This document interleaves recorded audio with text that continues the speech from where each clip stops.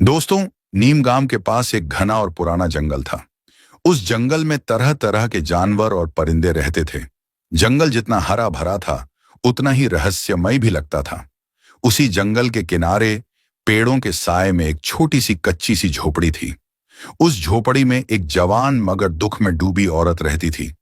नाम था उसका सावित्री। सावित्री की उम्र कोई 25 से 30 के बीच होगी, मगर गमों और तन्हाई ने उसे वक्त से पहले ही बूढ़ा कर दिया था। 1 साल पहले उसका शौहर किसी भयानक बीमारी के चलते इस दुनिया से चला गया था। उसके बाद से सावित्री बिल्कुल अकेली रह गई थी। न कोई अपना, न कोई सहारा। वो जंगल से लकड़ियां इकट्ठा करती थी और गांव में कभी सिलाई बुनाई करके जैसे तैसे अपना गुजारा करती थी। वो देखने में बहुत खूबसूरत थी, लेकिन उसकी आंखों में एक गहरी उदासी छुपी रहती थी। वो किसी की बात का बुरा नहीं मानती थी। अब उसकी जिंदगी का मकसद सिर्फ इतना रह गया था, रोज की जरूरतें पूरी करना और किसी तरह दिन गुजारना। एक दिन की बात है, सावित्री रोज की तरह जंगल में लकड़ियां चुन रही थी। तभी पास के एक दरख्त से एक बड़ा सा बंदर उतरकर उसके सामने आकर बैठ गया। पहले तो सावित्री थोड़ी घबरा गई, मगर जब देखा कि बंदर कुछ नहीं कर रहा, बस चुपचाप उसे देख रहा है, तो वो भी थोड़ा शांत हो गई। सावित्री ने धीरे से उसकी तरफ देखा और पूछा, तू कौन है? क्या चाहता है? बंदर ने जैसे उसकी बात समझ ली हो, चुपचाप अपना सिर झुका दिया। सावित्री हल्का सा मुस्कुराई और फिर अपने काम में लग गई। बंदर वहीं बैठा उसे देखता रहा। जब सावित्री लकड़ियां बांधने लगी, तो बंदर उसकी मदद करने लग पड़ा। ये देखकर वो दंग रह गई। उसने बंदर के सिर पर प्यार से हाथ फेरा और बोली, तू तो बड़ा समझदार है। उस दिन के बाद से बंदर रोज आने लगा। कभी उसके लिए फल लाता, कभी उसके काम में हाथ बंटाता, कभी कभी उसकी झोपड़ी के सामने बैठा रहता और शाम तक खेलता रहता। सावित्री की जिंदगी में जैसे कोई नई रोशनी आ गई थी। उसके होंठों पर फिर से मुस्कान लौट आई थी। वक्त गुजरता गया और सावित्री और उस बंदर के बीच एक अजीब मगर प्यारा सा रिश्ता बन गया। जब सावित्री अकेली होती, बंदर उसे हंसाने की कोशिश करता। जब वो उदास होती, तो आकर उसके कंधे पर सिर रख देता। अब सावित्री भी उसे अपने घर का हिस्सा मानने लगी थी। एक रात की बात है, सावित्री अपनी झोपड़ी के बाहर बैठी थी, चांदनी रात का मजा ले रही थी। उसने देखा कि बंदर पास के एक पेड़ की डाल पर बैठा है। उसने उसकी तरफ देखा और मुस्कुराकर बोली, तू हमेशा मेरे साथ रहेगा ना? इतना सुनते ही बंदर छलांग लगाकर उसके पैरों के पास आकर बैठ गया। सावित्री ने उसे गोद में उठा लिया। उस रात पहली बार उसने बंदर का हाथ थामा और उसी के पास सुकून से सो गई। बंदर पूरी रात उसके पास बैठा रहा। अब सावित्री बंदर के बिना एक पल भी नहीं रह सकती थी। उसके दिल में ये यकीन बैठ गया था कि ये कोई आम जानवर नहीं, शायद कोई पुरानी रूह है जो फिर से उसके जीवन में लौट आई है। एक और रात की बात है, आसमान से जोरों की बारिश हो रही थी। बिजली कड़क रही थी और ठंडी हवाएं झोपड़ी को झकझोर रही थीं। सावित्री झोपड़ी में बैठी थी और बंदर उसके पास आकर खामोशी से बैठ गया।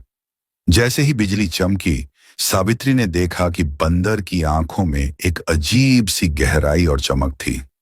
सावित्री ने उसका सिर सहलाया और हल्के से पूछा, क्या तू हमेशा मेरे साथ रहेगा? बंदर ने बस चुपचाप अपना सिर उसकी गोद में रख दिया। बंदर ने जैसे ही अपना सिर सावित्री की गोद में रखा, उसकी आंखों से खुद ब खुद आंसू बहने लगे। उसे ऐसा महसूस हुआ जैसे उसके दिल के अंदर जो खालीपन सालों से जमा था, वो अब भर गया है। उस रात सावित्री ने बंदर को अपने सीने से लगा लिया और पहली बार उसे एक अजीब सी अपनाइत महसूस हुई, जैसे कोई अपना बरसों बाद लौट आया हो। वक्त इसी तरह गुजरता गया।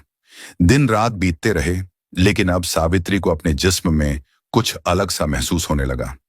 उसे उल्टियां आने लगीं, पेट भारी लगने लगा और जिस्म में अजीब सी सुस्ती रहने लगी। उसे लग रहा था कि उसके अंदर कुछ बदल रहा है। फिक्र में आकर वो गांव की दाई के पास पहुंची। दाई ने उसे देखा, हाथ रखा और थोड़ी देर बाद कहा, सावित्री, तू मां बनने वाली है, तू प्रेग्नेंट है। सावित्री हक्का बक्का रह गई। उसने चौंक कर पूछा, यह कैसे हो सकता है? मेरा तो कोई शौहर नहीं है। दाई ने उसकी आंखों में झांक कर नरमी से कहा, बेटी, अल्लाह की मर्जी से ही सब कुछ होता है, किस रास्ते से वो हमें नहीं मालूम। सावित्री उलझन में थी। घर लौटते हुए उसके दिल में सवालों की तूफान मच रही थी। क्या ये मुमकिन है? क्या वो रात कुछ अलग थी, जब बारिश हो रही थी, बिजली चमक रही थी और उसने बंदर को अपने पास सुला लिया था? उस रात उसे एक अजीब सी सुकून मिला था। क्या वही वाकया उसकी कोख का सबब बन गया?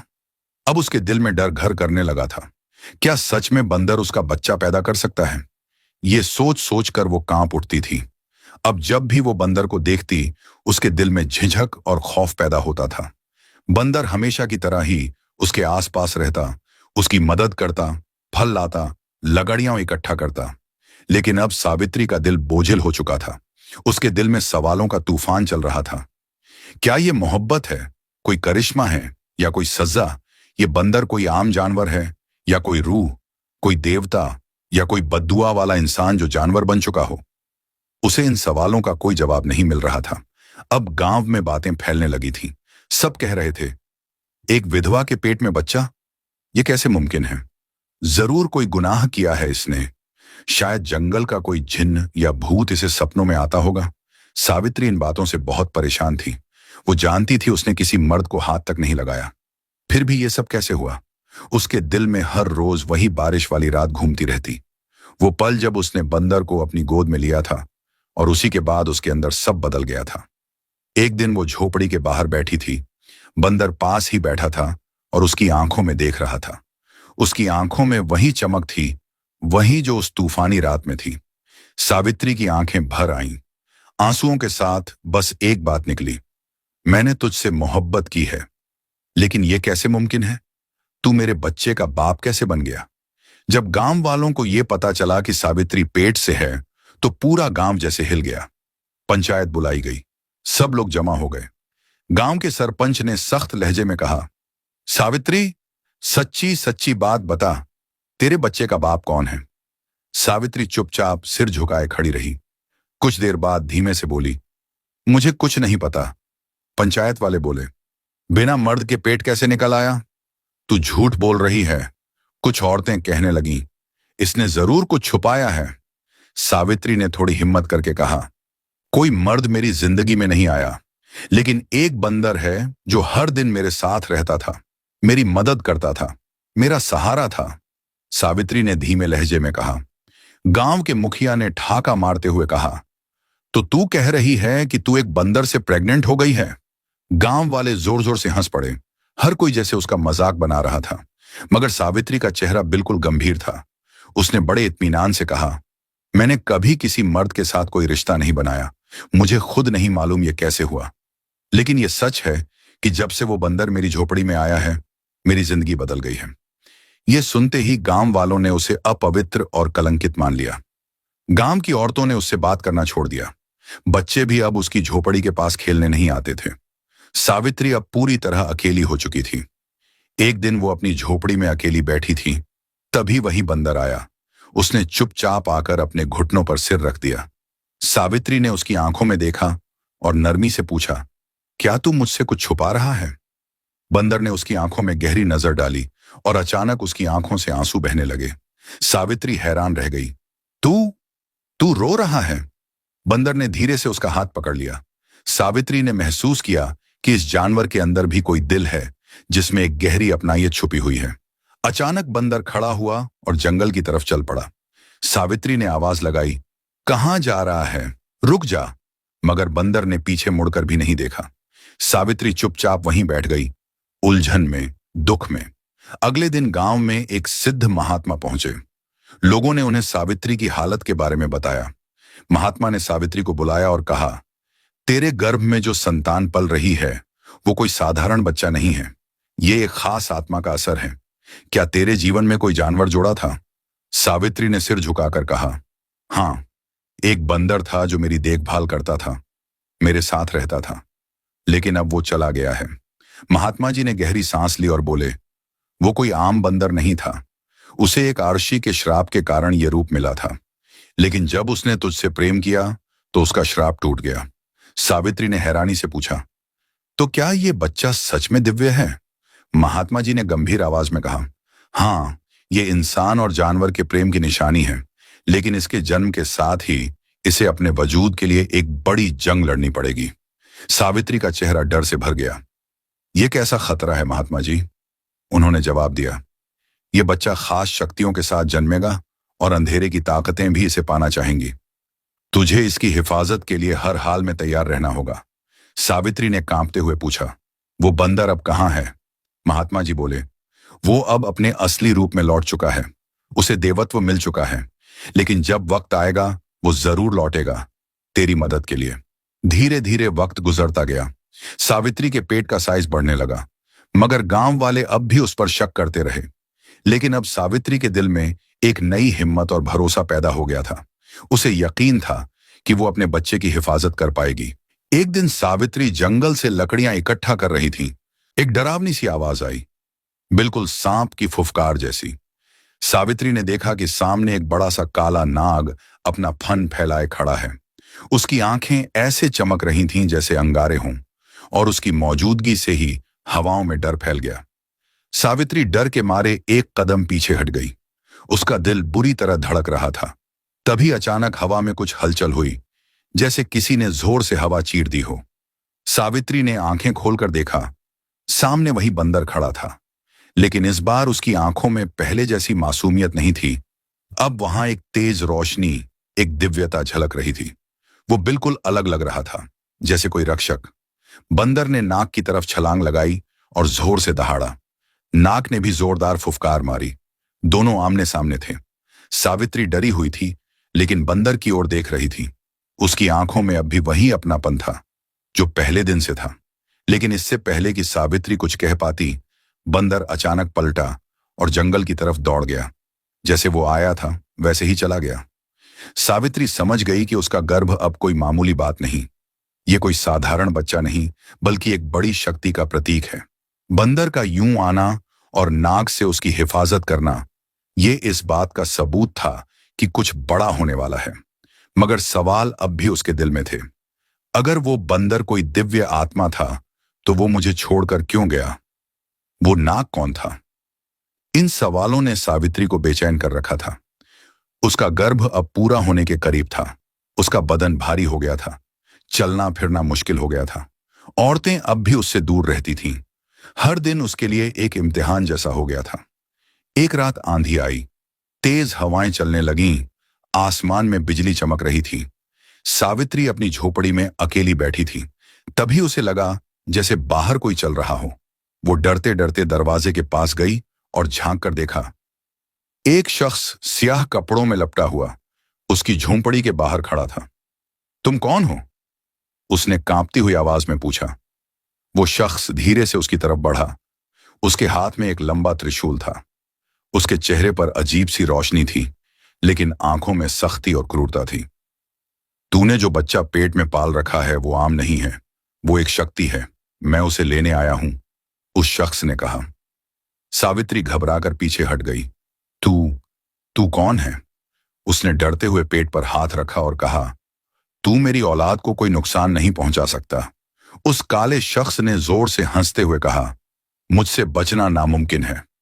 वो उसकी ओर बढ़ ही रहा था कि अचानक सावित्री की नजरें एक अंधेरे को चीरती दो चमकती आंखों पर पड़ी। एक बड़ी सी आकृति सामने आई। वो बंदर था। अब वो पहले से कहीं ज्यादा ताकतवर और रोशन लग रहा था। उसने छलांग लगाई और उस शख्स कालकेतु नावस के सामने जा खड़ा हुआ। उसकी आंखों में गुस्सा था और उसके शरीर से रोशनी की लहरें निकल रही थीं। कालकेतु ने त्रिशूल उठाया और बंदर पर हमला करने की कोशिश की, लेकिन बंदर गरजा और उस पर झपट पड़ा। दोनों में जोरदार लड़ाई शुरू हो गई। सावित्री कांपते हुए अपनी झोपड़ी के दरवाजे से सब देख रही थी। बंदर ने अपनी पूंछ से कालकेतु के त्रिशूल को जकड़ लिया। कालकेतु गुस्से में पागल हो गया और बंदर पर वार करने लगा, मगर बंदर हर बार उसके वार को टाल देता। फिर अचानक बंदर ने पूरे जोर से कालकेतु के सीने पर जबरदस्त प्रहार किया। कालकेतु जमीन पर गिर पड़ा, दर्द से चिल्लाने लगा, और तभी आसमान में बिजली जोर से चमक उठी और चारों तरफ एक रूहानी सी रोशनी फैल गई, जैसे आसमान से कोई नूर उतर आया हो। कालकेतु का जिस्म जलने लगा। वो तड़पता रहा और फिर धीरे धीरे धुएं में बदलकर गायब हो गया। बंदर अब भी वहीं खड़ा था, लेकिन अब उसकी आंखों में कोई गुस्सा नहीं था, बस गहरी शांति और रहम दिखाई दे रही थी। डर के मारे कांपती हुई सावित्री ने बहुत धीमी आवाज में कहा, तू तू कौन है? बंदर धीरे धीरे उसकी तरफ बढ़ा और अपनी नरम हथेली सावित्री के हाथ में रख दी। उसी पल उसके पूरे जिस्म से एक जबरदस्त रोशनी फूटी और देखते ही देखते वो एक खूबसूरत नूरानी नौजवान में बदल गया। सावित्री हैरानी से उसे देखती रह गई। उसके सामने अब एक ऐसा युवक खड़ा था जिसके चेहरे से तेज निकल रहा था और जिसकी आंखों में करुणा, मोहब्बत और सुकून की गहराई थी। उसने नरमी से कहा, मैं कोई आम बंदर नहीं था सावित्री, मैं एक आरक्षी का बेटा हूं।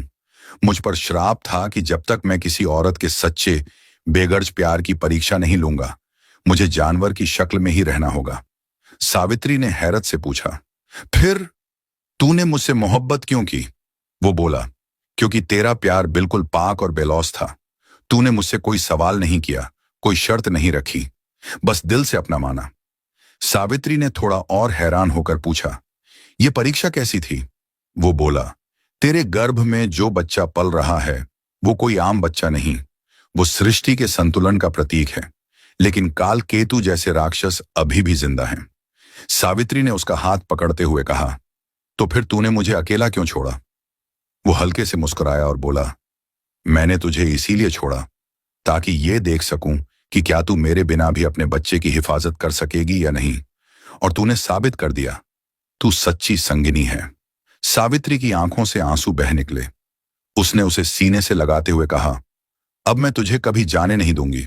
युवक बोला, और अब मैं भी तुझे कभी छोड़कर नहीं जाऊंगा, लेकिन तेरे गर्भ की हिफाजत के लिए मुझे फिर से अपने दिव्य रूप में लौटना होगा। मैं लौटूंगा जब तेरे या तेरे बच्चे पर कोई बड़ा खतरा आएगा। सावित्री ने घबराकर कहा, अगर तू चला गया तो मैं अकेली कैसे रहूंगी? उसने उसका चेहरा दोनों हाथों से थामते हुए कहा, तेरे दिल में जो हिम्मत है वही तुझे बचाएगी और मैं हमेशा तेरे साथ रहूंगा, चाहे तू मुझे देख सके या नहीं। उसने सावित्री का हाथ धीरे से छोड़ा और फिर से तेज रोशनी में बदल गया। कुछ ही पल में वो फिर से बंदर के रूप में लौट आया। बंदर ने सावित्री की तरफ एक आखिरी बार प्यार से देखा और जंगल की ओर दौड़ गया। सावित्री वहीं बैठी रह गई।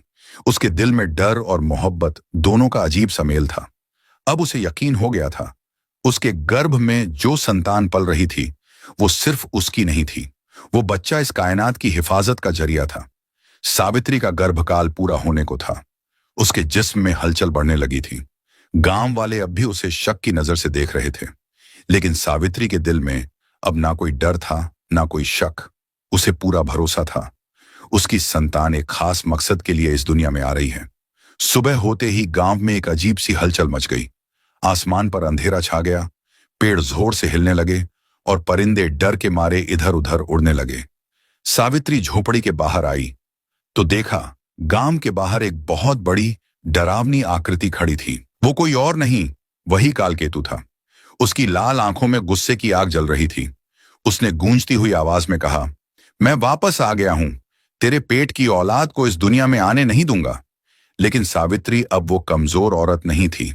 उसने सीधा उसकी आंखों में देखते हुए कहा, तू मेरी औलाद को छू भी नहीं सकता। कालकेतु जोर से हंसा, तू अकेली औरत मेरा क्या बिगाड़ेगी? मैं तो अंधेरे की ताकत का मालिक हूं।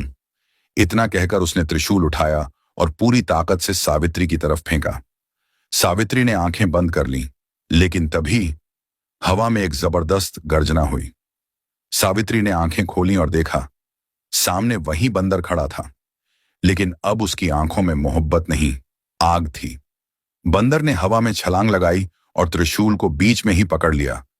फिर उसी त्रिशूल को पूरे जोर से कालकेतु की तरफ फेंका। त्रिशूल सीधा जाकर कालकेतु के सीने में घुस गया। वो दर्द से तड़पने लगा। बंदर ने गुस्से में कहा, अब तेरा अंत पक्का है कालकेतु, तू अब इस कायनात का हिस्सा नहीं रहेगा। कालकेतु चीखते हुए बोला, तू मुझे खत्म नहीं कर सकता।